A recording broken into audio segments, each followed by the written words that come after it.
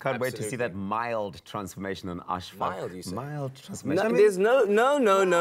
We're not going wild. Listen, we are Expresso, okay? And we take things like these very, very seriously. We are grooming South African ambassadors and representatives. Been doing it since 6:52, and we're preparing Ashfaq to represent us very proudly in Japan when he flies the South African flag high. Okay, well, while that's happening, it's time for us to get inspired by some people doing incredible work out in the townships. It's a Mandela Monday hero, and this week we focus on an organization that is really bringing a tide of change to the underprivileged children of that community. Absolutely. Take a look at the story.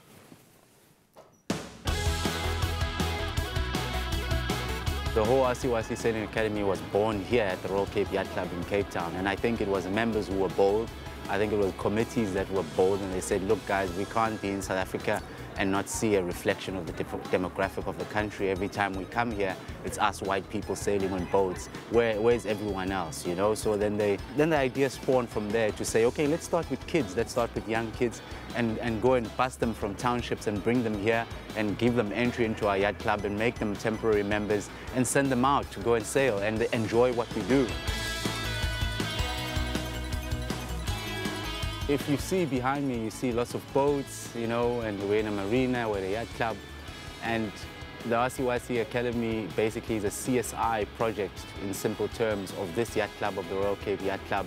And what they decided to do in 2012 was open an academy to bring people from previously disadvantaged communities, the Cape Flats, townships all over Cape Town, to have an opportunity to come and sail on the water and have boats to sail with. We're teaching them our seamanship skills, you know, teamwork skills, and most importantly, we're teaching them life skills that can apply in their lives at a later stage.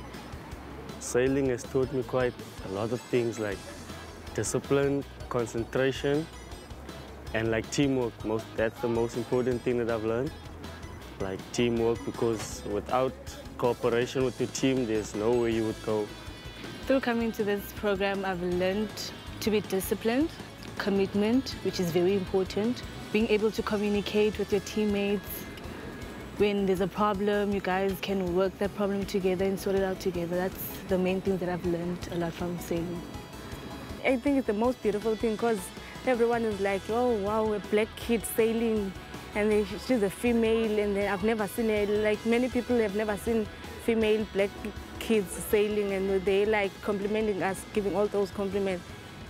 I think it's grown into something much more than that. Now it's become actually a grassroots development of future seafarers in our country, and we've become a part of that whole maritime world where you think about government policies like Operation Pagisa.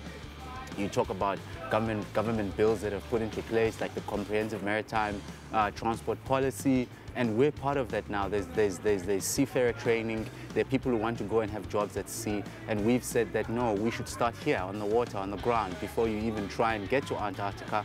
How about getting to Robben Island first? There's so much, you know, positivity that I've seen, you know, positive story that I've seen from this academy, you know. And we have a lot of our youth that have, from this academy, they managed to get employment in the charter boats, in the waterfront, and now some of them are skippers of the yachts. I would definitely recommend this to other young people, especially black girls and any other girls around. Just because of where they are, where they live from, it doesn't define where they can end up.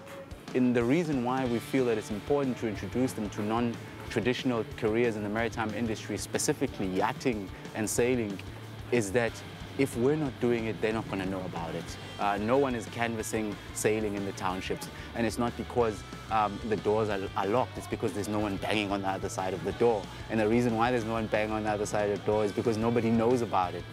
My future hope for the students that have come here to the Sailing Academy or RCYC is that if they come here and they spend 2 years with me at my academy and they get their skipper's licenses and they become yacht masters, whatever, when they go back to the township, in their minds all the time they must be saying, I'm going to get out of here.